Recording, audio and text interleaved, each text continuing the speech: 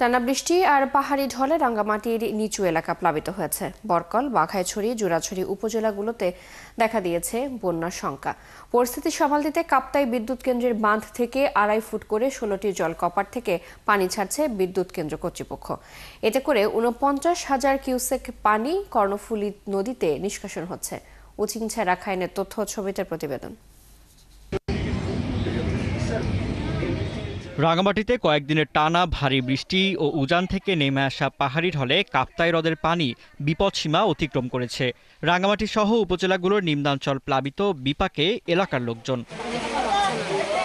পানি বাড়ায় সদরের আসাম বস্তি, শান্তিনগর, রিজার্ভ বাজার, পুরান বস্তি এলাকার ঘরবাড়িতে পানি ঢুকেছে। দ্রুত কাপ্তাই হ্রদ থেকে পানি না কমলে ব্যাপক দুর্ভোগে পড়বে এলাকাবাসী। অন্যদিকে রাঙ্গামাটির বাঘাইছড়ির বাঘাহাইট সাজেক সড়ক পানিতে তলিয়ে গেছে। তবে বাঘাইহাটে পানি কমতে শুরু করায় পর্যটকরা ফিরতে শুরু করেছে। পানি দ্রুত বাড়তেছে, বাসায় ব্রিজ অনেক ভাঙে গেছে গা। এখন আমরা সরকারের কাছে আবেদন জানাই পানি একটু কমানোর জন্য। আমরা কাইলে তো না খাই রয়েছি, ভাত টাত খাইতে পারি না, রুটি না বর্তমান আর খাইতে আসছি। পানি বেশি বাড়ে আর ফোয়াশা লই আর ব্রিজ লই এর বেশি হস্ত। পানি দূরে থেকে আনতে হয়, আমাদের অনেক হাঁটা চলার সমস্যা। কাপ্তাই পানি বিদ্যুৎ কেন্দ্রে পানির চাপ কমাতে 16টি জলকপাট 2.5 ফুট পর্যন্ত খুলে দেওয়া হয়েছে। এতে প্রতি সেকেন্ডে প্রায় 49,000 কিউসেক পানি কর্ণফুলী নদীতে নিষ্কাশন করা হচ্ছে। বিদ্যুৎ উৎপাদন কেন্দ্রের 5টি ইউনিট সচল রয়েছে। শিডিউল মেইনটেনেন্স বা হঠাৎ কোনো কারণে ট্রিপ ছাড়া আমরা চেষ্টা করব কন্টিনিউয়াস যাতে বেশিরভাগ চালু থাকে এবং আমরা পানির লেভেলটাকে যাতে আমাদের কন্ট্রোলের ভিতরে রাখতে পারি, সেইভাবে আমাদের পরবর্তী টার্গেট থাকবে আর কি। রাঙ্গামাটিতে পরিস্থিতির উপর সার্বক্ষণিক নজর রাখছে প্রশাসন। ভারী বৃষ্টি আর পাহাড়ি ঢল যদি স্বাভাবিক হয়ে আসে তাহলে পরিস্থিতি উন্নতির দিকে আসবে বলে মনে করছেন তারা। ফারদিন নীরব, ৭১। রাঙ্গামাটির আরও খবর জানাতে আমাদের সাথে এই মুহূর্তে যুক্ত হচ্ছেন সহকর্মী উচিংছা রাখাইন। কথা বলবো তার সাথে। উচিংছা, আমরা এখনো দেখতে পাচ্ছি যে বৃষ্টি হচ্ছে, এতে করে নিম্নাঞ্চলের মানুষের আসলে দুর্ভোগ কতটুকু দেখছেন এবং প্রশাসনের পক্ষ থেকে কোনো ধরনের সহায়তার ব্যবস্থা করা হয়েছে কিনা সব মিলিয়ে জানাবেন।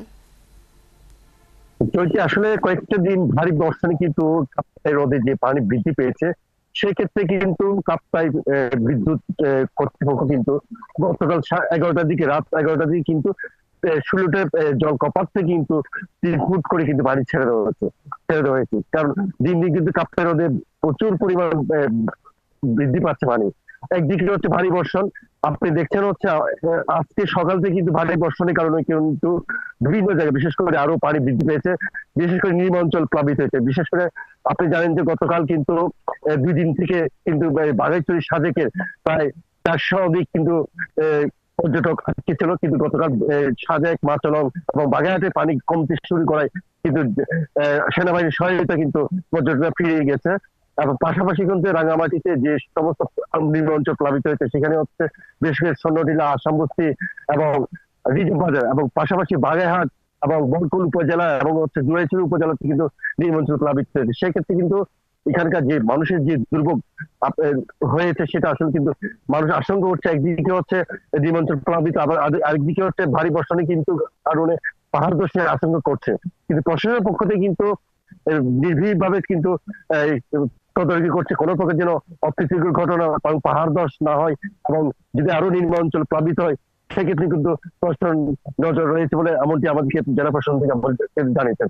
তবে এখানকার আমি যদি জানাতে চাই আপনাকে, যেমন রাঙ্গামাটির যে কাপ্তাই হ্রদের যে পানি বৃদ্ধির কারণে কিন্তু এখানকার যে কাপ্তাই বিদ্যুৎ উৎপাদন কেন্দ্রের মধ্যে কিন্তু সেখানকার আমাদের কর্তৃপক্ষ আমাদের জানিয়েছেন যদি আরো পানি বৃদ্ধি থাকে, যেমন আপনি জানেন এখানে প্রায় গতকাল রাতে রাঙ্গামাটি যে কাপ্তাই হ্রদের মধ্যে সেখানে হচ্ছে 160 ফিট কিন্তু পানি বৃদ্ধি পেয়েছে। সেক্ষেত্রে কিন্তু চেষ্টা করছেন কর্তৃপক্ষ যেন সেই রাঙ্গামাটিতে এবং প্লাবিত না হয়, সেক্ষেত্রে কিন্তু পানি ছাড়বে এমনকি আমাদেরকে জানিয়েছেন। সৈকত, আপনাকে ধন্যবাদ। আপনি রয়েছেন সেখানে, খোঁজ খবর রাখছেন নিশ্চয়ই। পরবর্তীতে আবারও আপনার সাথে যুক্ত হব, জানবো সেখানকার সবশেষ পরিস্থিতি।